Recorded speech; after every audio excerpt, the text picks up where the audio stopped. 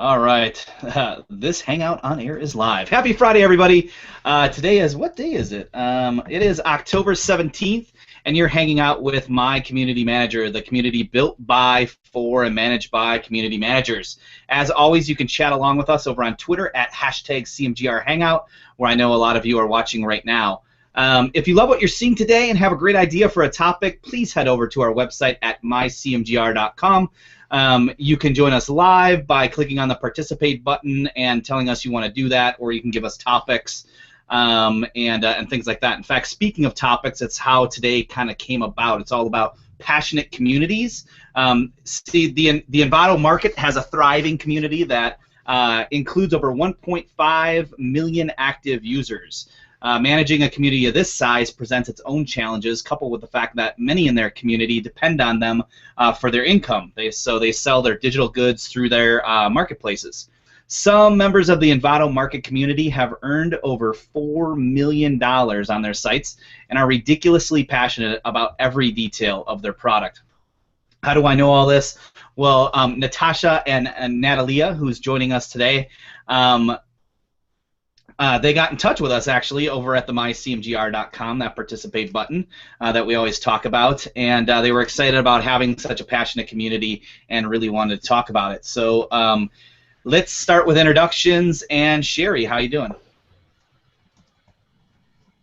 I'm muted, that's how I'm doing. I'm doing great. Really excited to have Brew back.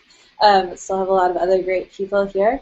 I'm Sherry. I co-produce CMGR Hangout here with Brew, as well as lead community and user experience for a company called Rebellion Media.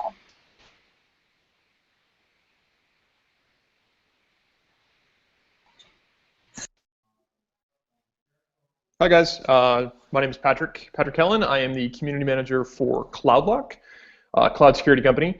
Right now, I'm actually focused on launching the community, getting it right off the ground, like the first initial setup, making sure that the synergy of working with all the various different people in the community is running right from the beginning. So just glad to be here. This is my second community management job, and my first one was super passionate. So I'm in that new position of trying to drive that again.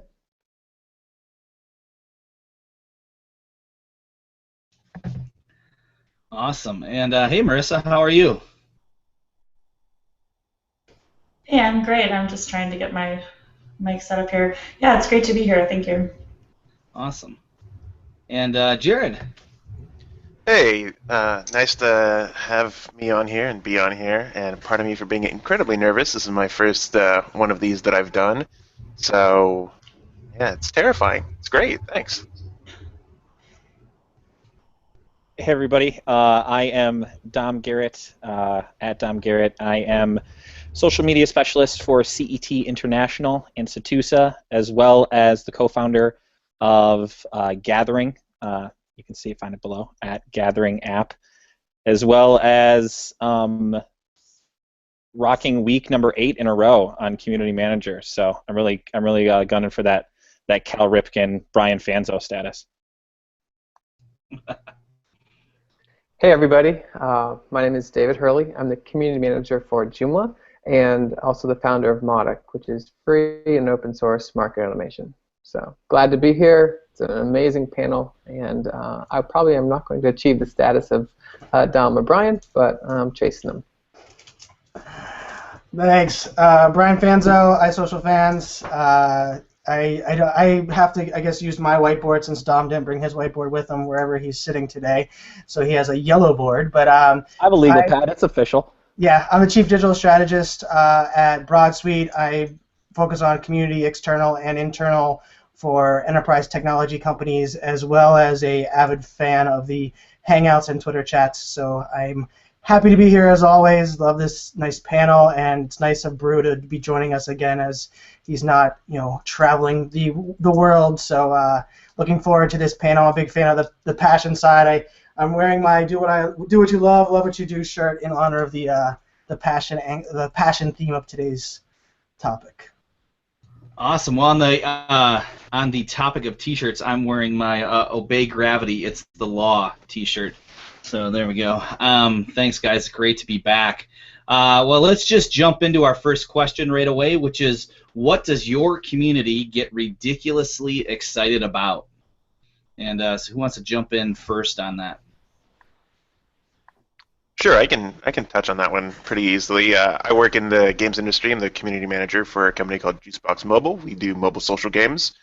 So our community is very, very dedicated to the game. They all have a vested interest in it. They want to feel a strong sense of ownership. So the things they get excited about is primarily features, improvements, and such that they have a vested interest in. They've evangelized for, so they feel they're being heard, they feel they're contributing, and they feel like they're a part of the whole experience and not just a faceless customer base. Yeah, I'd say mine, the communities mostly that I deal with, they get excited about swag and going to events. From a standpoint of if you want to motivate them or inspire them or get them fired up, you usually set up a competition. And one of the recent ones where I was managing a cybersecurity community, and one of the things that we were sending them to one of the cyber hacking events, and so that was the competition, and that really spurred on one hell of a passionate community when they were fighting to be able to go to DEF CON. So I think the idea of swag or events or promotional things, kind of a little bit of competition, I don't think ever hurts in the community area.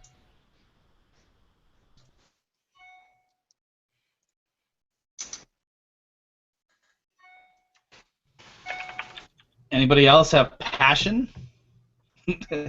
Anybody else have passionate communities and want to? I know my community, especially, they are super passionate about pictures. Like anything, any sort of visual, anything, especially of themselves and things like that, they love. And the engagement that we get, especially a lot of my communities on Facebook, that's where they are primarily, and they love it, they share it, the engagement numbers just go through the roof. So anything that's sort of stuff of them in picture or video form, they go crazy about. I can say, too, a community that I'm a part of, the Magento community, is ridiculously passionate, crazy passionate. They organize their own conferences around the product, as well as really just promote it everywhere they go. And they make it clear to the company that they actually care what the company does with the product, which I think is pretty cool. I'm going to try and join without a video. I think it's the only way. It's Natalia here, and I'm really sorry, guys, but can you hear me okay? Yeah, you sound great. Thanks. All right, awesome. So Natalia from Envato. I would say my community is pretty similar to Jared's in the way that they're super passionate about our product. So we have buyers and sellers, like in a kind of Etsy style, eBay style marketplace, and they're really the way our product's set up really affects their livelihoods, basically, especially the sellers. So they really care about the features that we're releasing, the terms and conditions of our site. They really get quite strongly passionate about different changes that we make. And I'd also say that they're passionate about the company as well. Like, they really love Envato. They really love the journey that we've taken them along with the company. And last but not least, a lot of them are really passionate about like web technology design, that kind of stuff too. For me, on the especially kind of the community surrounding our consumer brands that we work with, it's probably pop culture that they get ridiculously excited about. Everything from who's dating who to which music video is trying to break the new Vivo record. Yes, Dom in the chat put Pretty Little Liars, and absolutely, that is a community that is extremely excited about their show. So I'm not surprised that Don put that in the thing. I think Don's the biggest fan, right? So he's probably the fan there. Another one that came up for me that I was thinking was sports. We have a one of the things I don't manage a community that actually has anything to do with sports, but big sporting events is always a fun one that rivals people up and kind of gets people motivated. I know with the Yahoo community, the World Cup, I was participating in an influencer community there with them, and we had been in many it's an exciting community, but the passion really came out during the World Cup when they kind of amplified that and tapped into the sports passion that a lot of people have for their teams or what they kind of care about. It's that personal mix with the purpose that of the community comes together. I love the World Cup too, especially just being part of some of those communities. It's just so awesome to see something as large and as influential as the internet coming together with essentially the world's biggest sporting event. Those two things coming together. It's really awesome to see how community can be built and shared around that. I'm going to jump in on this one as well, in that I've done. This is my second community where I'm working in a security company, and so anytime you hear of a big security breach, that typically ends up being the thing that drives a lot of passion in the community. People commenting on, people interacting with, people trying to make sure that they're on the cutting edge of whatever the latest breach or attack is, which then, of course, it leads to a significant amount of conversation, trolling, and people accusing each other of not understanding the breach itself, the hack, etc. The Target one and the Home Depot one were two that people lost their minds. People just could not stop talking about them and comparing exactly what had happened in them to various other breaches that had happened across the world. So this is a little off script from the list of questions we had, but what about, I think we kind of dived a little bit into, Brian, when you were talking about sports, it made me think about, are there communities that already live that are passionate about something that you can tap into? Does that make sense? I mean, any of you guys practice that, where you're kind of aligning your brand, service, product, whatever, with a passionate community that's maybe has nothing to do directly with what you're trying to hawk? I think that, go ahead. We tried that with Spiceworks, because Spiceworks is a perfect example of a community they're literally selling the community. Like, to some degree, they have a product specifically around letting IT folks be able to track and address tickets, but the community itself is much more about sports and video games and sharing, etc. And so we tapped into that. We had a contest where we gave away an Xbox for people to put reviews together around one of our products, the most IT sort of savvy product, and we got a huge amount of results.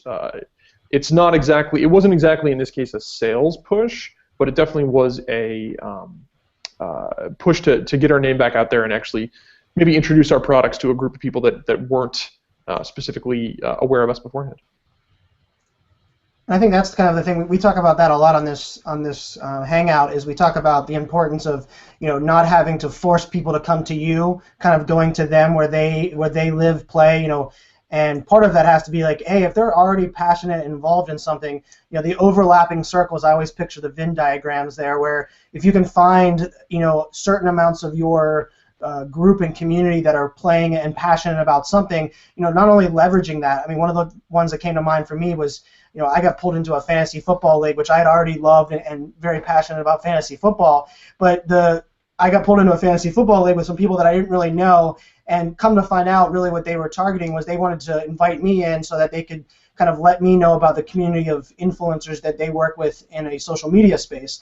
And I thought it was a genius way of doing it, because they already knew that I was, kind of passionate about something, in a, two totally different areas, fantasy football and then the other side. But because they were able to do that, it not only tapped into my passion, but they kind of, to use my buzzword already, they showed they cared about what I cared about.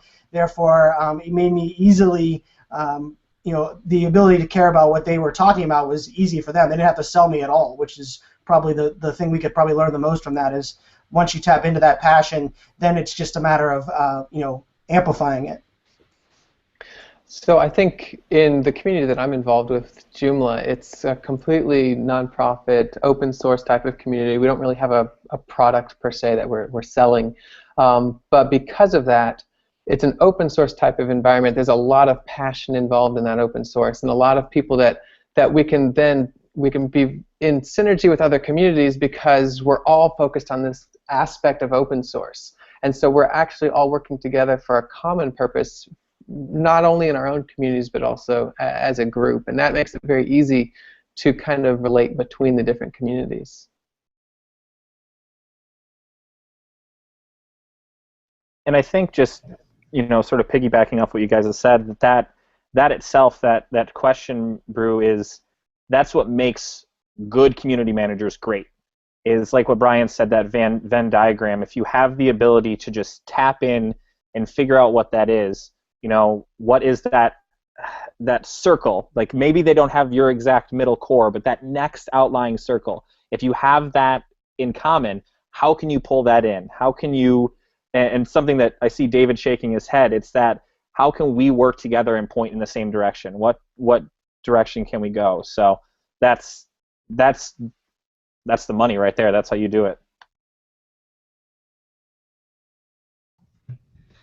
Awesome. Well, we're going to roll into question number 2 for everybody watching live. Don't forget, you can tweet us at our MyCMGR handle. Ask any questions you want, and we'll bring it on air and see if we can answer it. So, Natalia, I'd love to start this question off with you. In the intro that I read, one of the things that really not shocked me, but surprised me in a really good way is that like there are people earning $4 million, within your community, and so there's got to be some huge successes. And so our question number 2 has to do all about kind of that individual success, which is how do you help your community members celebrate that? Yeah, cool. So we do it in a lot of different ways. I guess the main way that we do it is through our elite program. So we have a sales-based sort of reputation system, I guess, where members can, as they hit certain like milestones in terms of total sales, they get certain they get community badges. They also get really cool merch. They get different sort of status levels within the community. They get access to certain privileges. So we have this. This pretty well thought out program, I guess, that is around those kinds of achievements, and they love it. So they obviously they really love the badges. People will get badges. They'll take pictures of their merch when it arrives, and they'll share that in the forums, and they'll sort of everyone sort of supports each other around that. I've also seen some really awesome threads in our forums around like what have you spent your money on.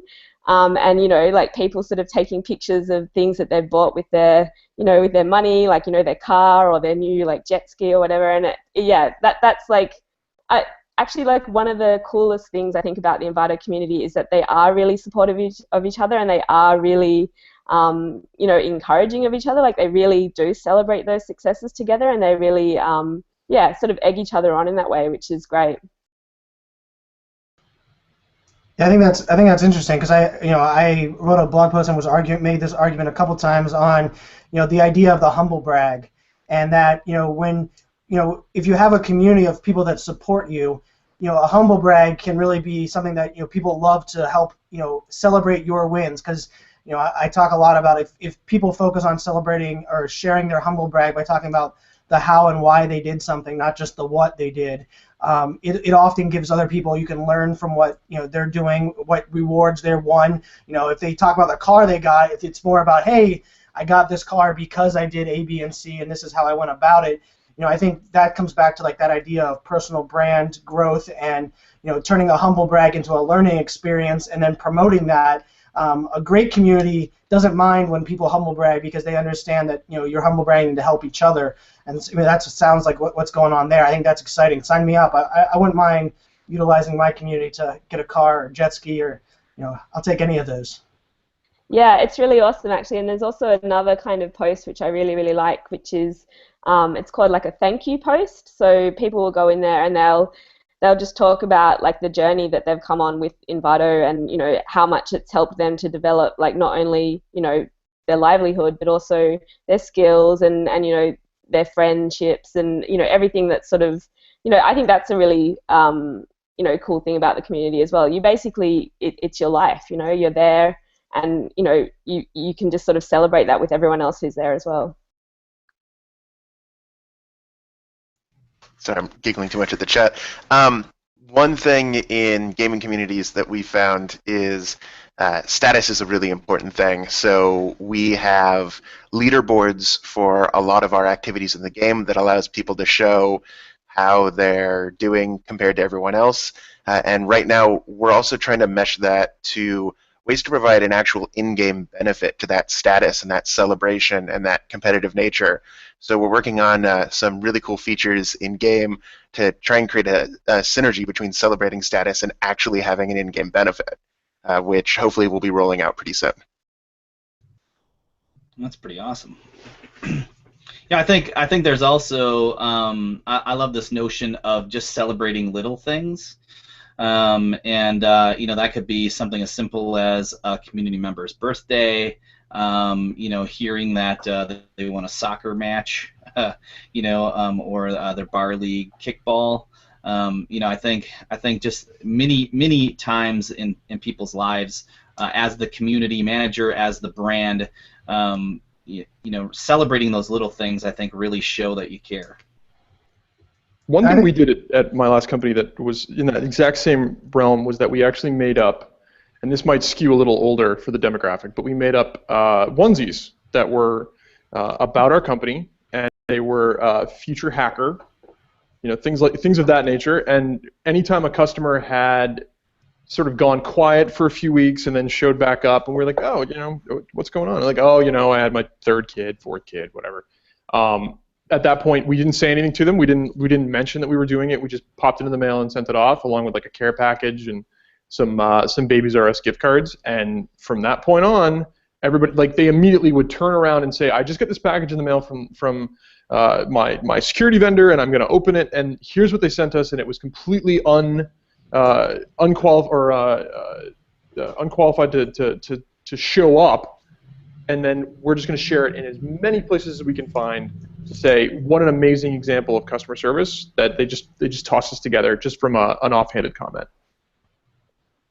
Yeah, I think that kind of thing. Like, I hear so many people talking about or asking questions about, you know, how do I recruit people to my community? How do I build my community? And I'll use Brew as a great example. Like, you know, I think of a community also as one like BTC Life that Brew's a part of. Like, they do things like, you know, they live tweet or they post with the hashtag of their meetings and events, giving you like that little inside promotion of what's going on. But when I hear the CEO or Amanda talking about how awesome Brew's doing with this, you know, P90X campaign, not only does it, you know, it promote what Brew's doing, but it makes me feel like, man, I wouldn't mind being a part of that team because of what they do. And I think that's when community really gets the idea of that humble brag or that promoting people, because if a company's greatest assets or a community's greatest assets are its people, why not promote your greatest asset? They're sitting there right for you. You don't have to, you know, go out and do a commercial or try to sell me on something. Promote what the people are doing, why they got awards, what their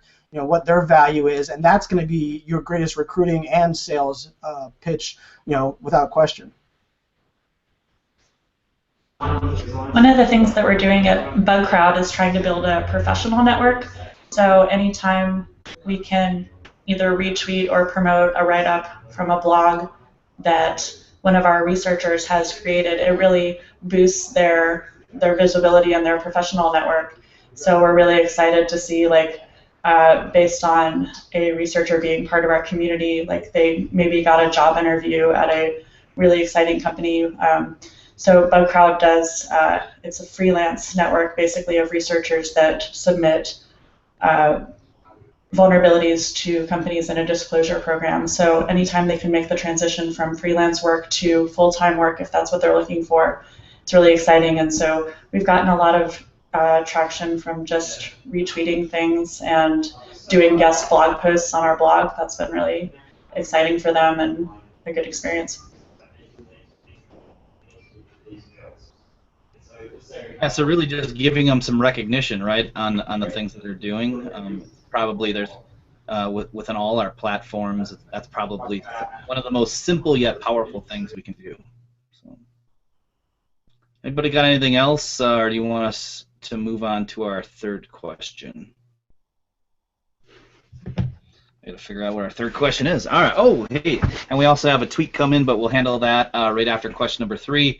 So, question 3 is: how do you help a passionate community member become a brand ambassador. So here they are. They're super passionate about what you're doing, your community, your brand. So how do we move them to the next step and have them tell the world about us? Ask them to. Yeah. I'll go for it. Go ahead, you're fine. I was just going to say, I think like one thing that I've definitely learnt from Envato's experience for this, with this, and then also my last company, Gengo, as well. I think involving them in the company, like giving them a certain degree of power over the company, like a certain like an ability to influence decisions that are made, and like particularly in our case around the product, like giving the community, if there's a feature that really affects them, like involving them in how that's developed. That's a massive way for us, at least, to make our community members feel like they're part of the company and then like a big part of the brand as well. I think one thing that I see is, first of all, as a community manager, it becomes our job to kind of watch for those people that are passionate about it and are looking to do more, and then giving them the resources for them to be able to do more, empowering them, just kind of like what you just said, but empowering them through tools, through other resources that we can make available to them to allow them to do that next level thing. Right, because they may be passionate about it, but if you can't steer them or give them the tools necessary to take it to that next level, they're not going to turn into a good brand ambassador for you. Spot on, David. I think that empowerment idea really, where too often I hear people ask about like how do I what do I have to do to make this person take the next level? And I always it might sound cliche, but I say listen. And they're like, what do you mean listen? How's listening going to make them? And I'm like, well, figure out what they're passionate about, what they really care about, and try to leverage that. I think that's part of what that empowerment is too often we want people to do something, but we're not willing to spend the time ahead of time. And so why would someone give you their time, which is usually free or very little incentivized, but part of it is if you make it exclusive. I think exclusivity is a value. So if you say, hey, we're only going to have 5 brand ambassadors or 5 community ambassadors, and you guys are going to get inside tips, you're going to get our beta release, you're going to get a stuff that's kind of inside, and we're going to give you this content. We're going to create a Facebook group that gives you all of the information you need. If you could just share this on a higher level than our average users, that would be a great advantage to us. I think doing something like that, where it's it's making that ask, like Dom said, but at the same time you're listening to see what they care about. Because if they're like Dom, they like Pretty Little Liars, maybe you're gonna leverage that and empower them to do something in that community. To I think part of it comes down to you really have to listen, because too often we know the people that are the passionate ones, but we forget that we should listen to everything else they're saying so that we can really empower them. It's being a coach is the way that I sort of look at it. I mean, like what we talked about, being a community manager, you're not the loudest voice in your community. You're talking about your community that you want it to talk. And just like a coach isn't the one that's necessarily going to get all the credit, but you're the one that needs to take somebody aside and say, hey, this is what I think you can do. I've seen some talent. I want you to step up into this. And, just that empowering is the really big thing. Just giving them the tools so that they can go on and do it. I mean, spot on, Brian. Yeah, I agree with all that as well, in that the empowerment piece is you're going to have people that are going to be passionate and they're going to contribute regardless. And sometimes they're excellent, sometimes they're the people you want contributing, and sometimes they're not. But at the same time, the empowerment and the synergy of pulling all those people together ends up being a solution you end up looking for. And so empowering them in a way that gives them the business angle that you're trying to put out there, or the discussion angle that you're trying to put out there, ends up being the real the value. So you have your super users, they're helping other people, they're contributing to your community, they're answering questions. Those people, with a simple phone call or an email and just asking them and saying, I would like you to do this, using Dom's analogy of the coach, you're saying, listen, I've seen some talent, I think this is a great fit for you, I want you to continue to do this, but here's what I'm going to give you from a resources side, from a access side, etc. We did a customer beta program with my existing community right now, the one that I'm launching, and we said, listen, you guys are the guys that we want to be super users. We're going to invite you in before we even launch the community, so that you're in there and you're set up already when the community goes day one, so that you can have that extra leg up on being that super user, and you know, really build that. I mean, I hate to use the word again, but that synergy that you get right across the board. And I don't hate to use the word. I love that word. and if I can just like humble brag for them, I think that Sherry and Brew are absolutely fantastic at this, specifically with this community of Community Manager Hangout. Just seeing the different people that actually come up, and you know, myself is just sort of wanting to do it, and then them asking and saying, hey, would you like to do this? And the fact that there is that participate button is just a great way for them to build people up in that. So if you want to take notes on something, just pay attention to the way that they do this week in and week out. Oh, thanks, Tom. Yeah, another one, you know, Kristen Cardos put it on Twitter, was talking about buffer, and I think, you know, one of the big things for me is like leadership buy-in. You know, we all want leaders, but you also have to have your leaders that care. Like I was using BTC Life as a great example. Is Amanda, you know, doesn't have any problem, you know, sharing out love to the community, and like Buffer. I mean, I had the humble brag opportunity to have an hour and 45 minutes with the CEO of Buffer yesterday on a Google Hangout. Simply him asking me how I use the product, if I could screen share what I did in a day-to-day environment, and to me, that not only did that show he cared, but he, you know, it took that extra step, because now not only did I already know that their community rocks with, you know, engagement and leveraging, but now that I know that their leaders are doing it as well, that's a huge, you know, advantage for me. Like I feel like I have nothing but to give them praise, because it's not something they just have on a website that talks about engagement and they care about their community. They got their leaders involved as well. I think leadership involvement with your stakeholders, with your ambassadors, is huge. Yeah, I would completely agree with that. Actually, like one of the biggest, I think, sort of trademarks of our community is that our CEO Collis is really heavily involved with the community. He's been there since the beginning, obviously, and he's really active in the forums. He gets in there, you know, quite often. You know, chats with people. Like somebody, you know, ice bucket challenged him the other day. So there's this really, you know, level playing field between him and the community, and they love that. It's a huge thing for them. On that same note, I would say that this is where the community online work becomes offline work, and vice versa really comes into effect as well. And that if you've got something like being in the industry that I'm in, there's a lot of obviously security setups and security conferences that go on. And having those user groups that are specifically tied into those brand ambassadors, the most passionate people that you're working with, and having a CEO or a CISO or someone like that present to those people, like really bring them into that internal working group and saying, like, we value everything you guys are doing, so much so that we're going to give you access to someone that the average rank and file does not have the time to have access to, really rebuilds that trust and engagement and keeps them coming back and making sure to put good content in your community. Synergy.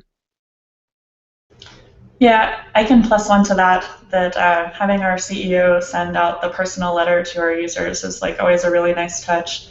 And also, I think Patrick and I are in the same space in the security community. Going out and having our CEO talk directly at conferences, doing talks, is still like, for as long as he'll be able to do that, it's a really nice touch as well. Security synergy. Synergy. You know, as I was hearing kind of all these bigger thoughts on this brand ambassador, I mean, my head instantly went to simple, to the sticker, and it's kind of funny, but you think about it, and I was in the airport, I don't know, yesterday or the day before, and you know, on my laptop I have stickers of brands that I think are awesome, people who, you know, I support or have given me stickers, and you know, there's a local brewery on there, and somebody actually came up to me like, oh my God, Brenner Brewery, you know, what's your favorite beer? And here we had an entire discussion about this small little brewery in Milwaukee, and it just kind of resonated on, you know, something that's so cheap, so simple. You know, it's almost like a tattoo. It allows that passionate, you know, community member. You're giving them now opportunities to brag about you or tell other people about, you know, what they love, or connect people right on the love for the same brand. So. let's be honest, Brew, it is like a tattoo, because if you've ever tried to get a sticker off the back of a laptop, you need some sort of a professional and like 3 to 7 weeks of appointments to get that thing off of there. So It's exactly why my old laptop said "Face Boo."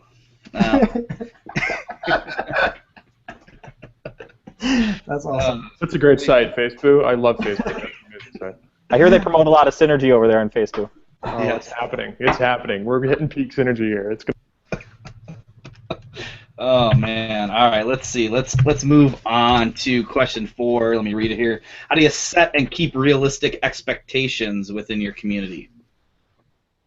So one of the things we did is we actually got our game developers, our engineers, our artists, and everyone involved on our forums, and really made it so that they can set those expectations with the community.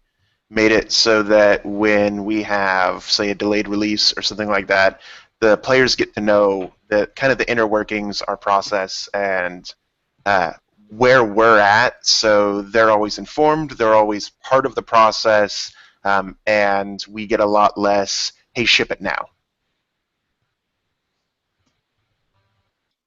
Yeah, I would say that this is like one that it's like an ongoing struggle for us, and it's definitely like it's really hard. So I think the biggest lesson that I've learned over the years is to never like make any promises that you don't 100% know you're going to keep. So especially around product features, like just never even say it's coming ever, like unless it's coming tomorrow or right now, basically. So yeah, like I think that's like a huge one for us. And I think like also you know, that piece that we were talking about before with empowerment, like if you're going to be involving your community in the development of features, like I think it's quite important to make it clear about what their involvement is, and like at what stages you're going to involve them, so that it's, you know, people do understand their role in the development of product features, and it doesn't, you know, because I think there's a time for feedback and there's a time for input, and then there's also a time for, you know, letting the product guys do their work, and it's good to make that really clear from the beginning, I think. So I'll speak up real quickly. I dropped the word empowerment on one of my last question answers. So in this question answer, I'm going to drop the word communication, because that's really what, in our open source community, what it comes down to is just effectively communicating what those expectations should be and why they should be that. So if we can communicate effectively with why things are happening the way they're happening, then there becomes a sense of understanding, and we don't lose that passion. And people don't become disgruntled or upset because they don't understand, but hopefully because we're communicating effectively, they're able to at least understand, and that keeps the passion, the energy still moving forward. Yeah, totally agree. Like full transparency in communication and really clear communication is crucial, and sometimes really hard to get right, but crucial.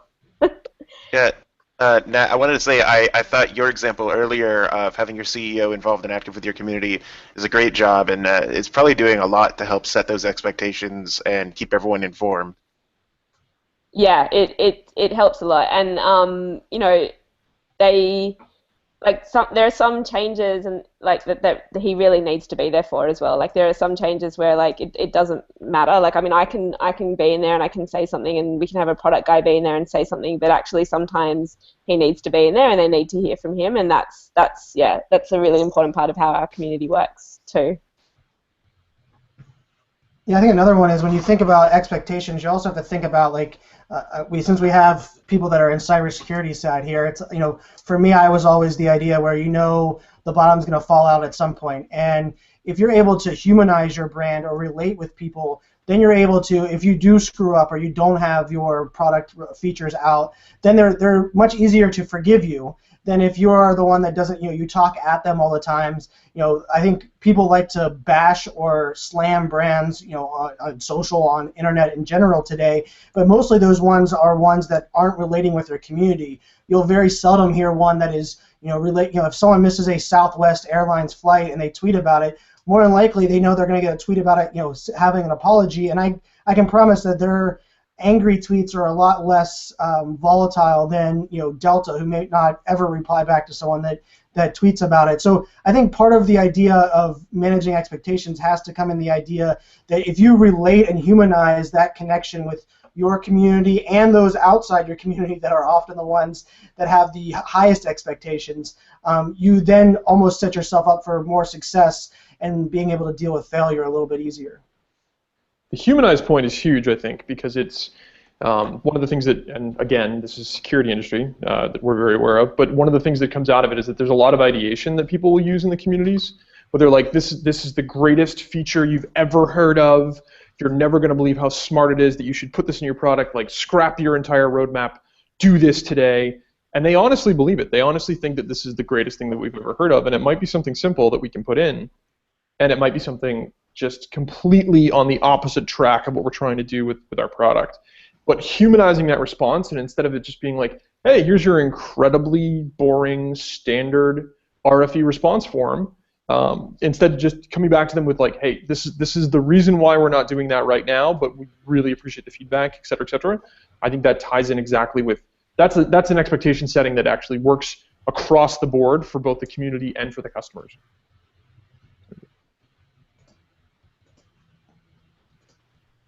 All right, hey Sher, do we got anything rolling in from Twitter, or does nobody has any questions? They're all experts today.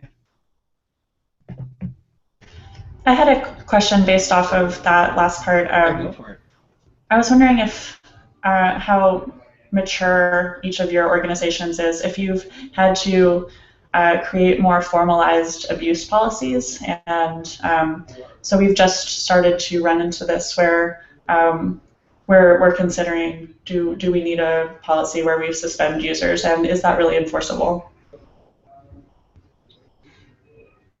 I can take a first stab at that. I would say our community is pretty mature in that sense. Like I'd say very mature. We have everything from people who sort of do like the occasional light trolling to people who just come to the community purely to spam. So yeah, and we have all sorts of ways of dealing with that. So we have community guidelines, and our moderators moderate against those, but we also do on occasion suspend users temporarily, or ban users altogether, like delete accounts. So yeah, I think it's kind of an inevitable thing that you have to introduce at some point when your community reaches a certain size.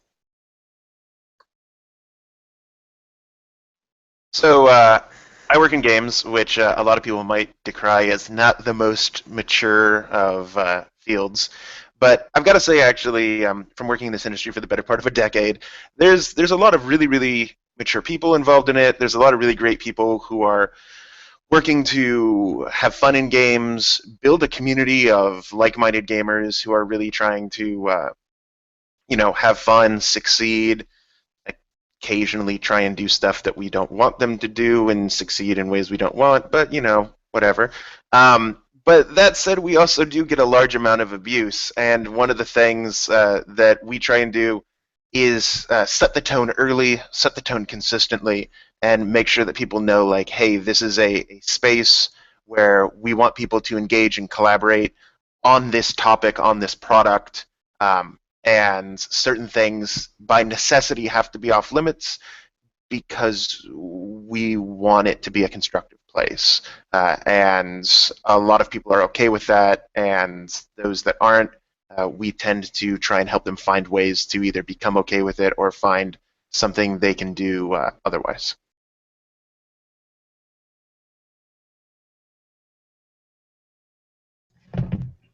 Sweet. All right. Well, I'm gonna give us our last question here as we're waiting for some more Twitter questions to come in, which is, how do you stay focused on your community strategy in the times where there's a lot of excitement happening? I'll jump in on this one just because I've sort of seen it before, and it sort of reminds me of something we talked about in a hangout probably about 2 months ago. Is the idea of yes and. What you never want to do when it comes to your community, especially if they're excited about something, is you never want to downplay it. You never want to tell them this isn't what we need to focus on right now and just come out and say it like that, because you're going to sort of take the air out of their balloon. But if you use that idea of yes and sort of say, yeah, that's really awesome, but then sort of spin it, find out what that has to deal with what your strategy is, and take that energy and funnel it into there, then you can roll with it. Nobody really feels like they're not being heard, and that you're still getting your strategy and you're moving people towards the direction where it's going and it needs to go. So you don't ever want to like take it out of that, but the idea of yes and like feel their excitement, match their level of excitement, and then take it and move it to where you need to, I think it would help. Yeah, I think that's a really, really interesting point, and I would add just something that's a little bit different to that, which is that I think it was in the blog post that you shared, Sheree, which was about like if you have a lot of noisy people in your community, like they're not always representative of the broader community. So I think it's also important to understand that like if people are jumping up and down about one particular thing and they're very, very, very noisy, it's also important to always be mindful that there are a whole lot of other people there who may not be as noisy or may not be as unhappy about a certain thing as a certain group of people, but you've always got to have them in the back of your mind, I think, and always remember that your strategy is about like serving the whole community, not just the very, very noisy people, if that makes sense. But I totally take your point about like, you know, riding on the excitement wave and you know, tapping into that. But I think there's also this thing of, remember, I guess it's that thing of like not always being reactive to the noisiest, loudest group in the community, but also just being mindful of the whole community there.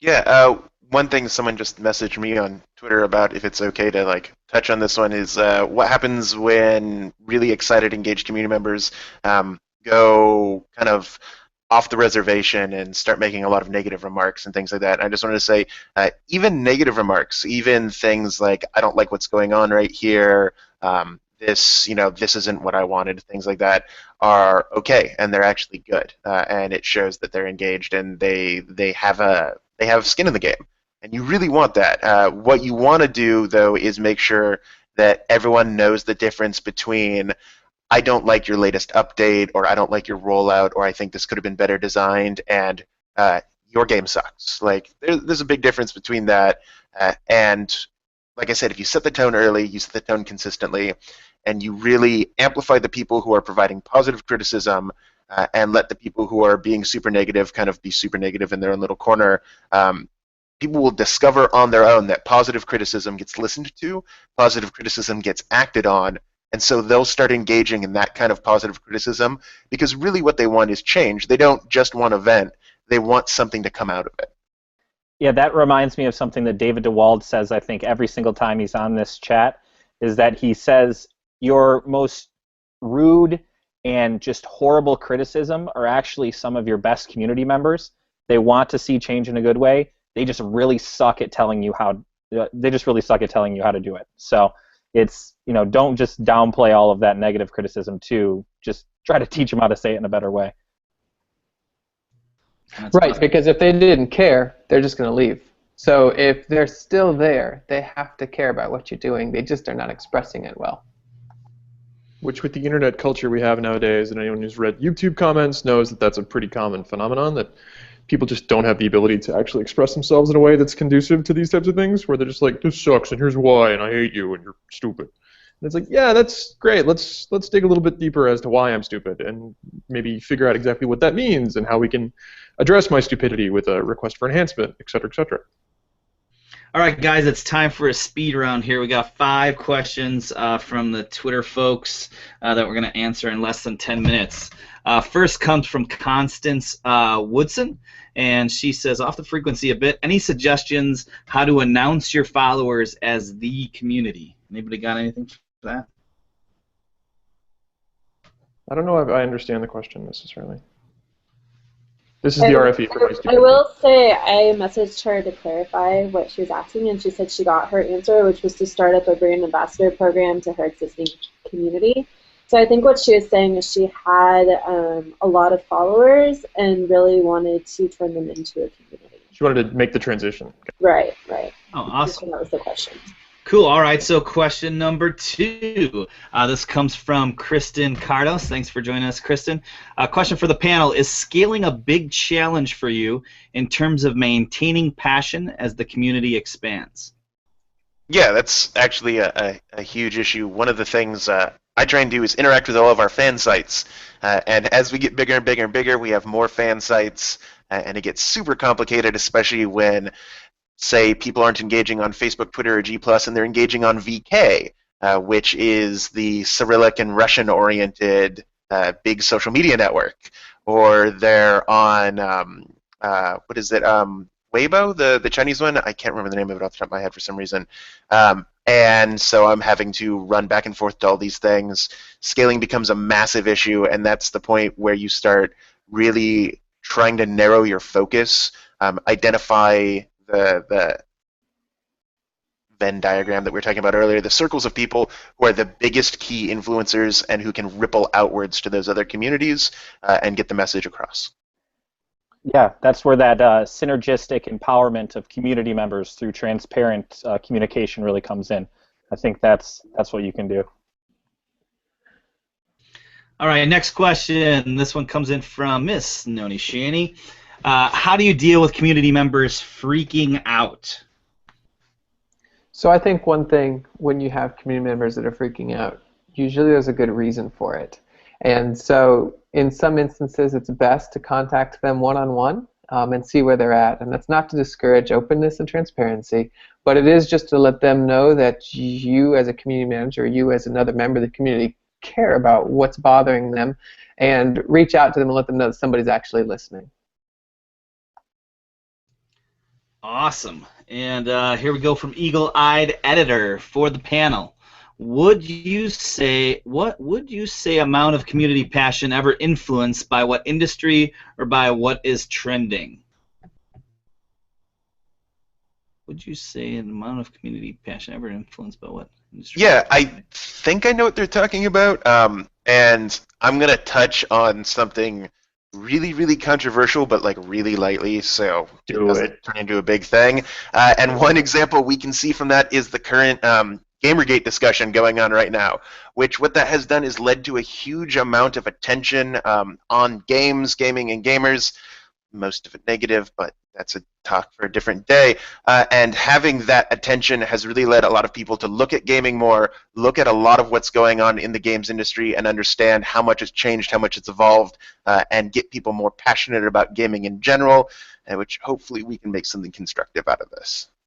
Yeah, on that same point, it's one of those things where a lot of people have said, and I've said this in the past myself, that controversy is excellent because it breeds passion, it breeds conversations, and your reaction and your process of addressing a controversy usually ends up being the most important piece of that overall conversation.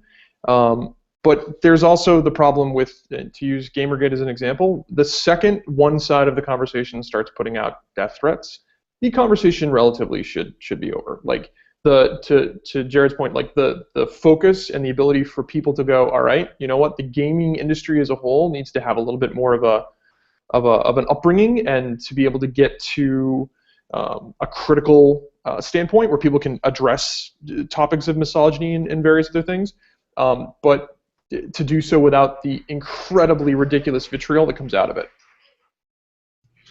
All right, so it looks like controversy is definitely a topic that's come up here. Carmela, hi Carmela. She says, question for the panel: how do you deal with controversies or strong debates within a passionate community without taking sides?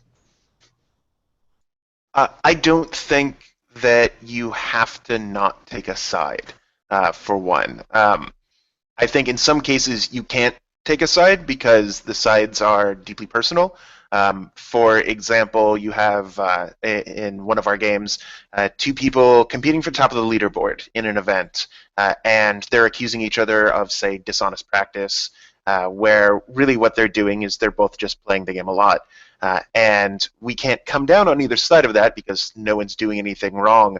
But in other cases, some big profile ones, that we're seeing these days, people are doing things wrong, and you don't have to be neutral to have a community. You can say, like, hey, discussions of these type, any kind of like bigotry, slander, things like that, we don't allow that, and we want you to be a part of our community. We want you to be productive and engaged and wholesome.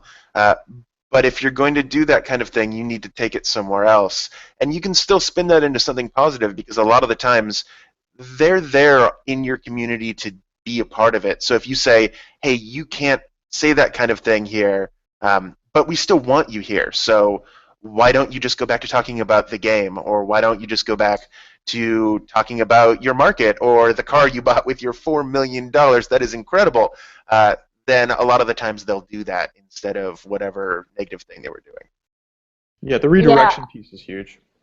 Yeah, totally. I think also that like heated discussion is really, you really want it, I think, sometimes in your community as well. Like it is about that passion, and it's about people like you know, really wanting to be there and wanting to contribute and wanting to share their feelings.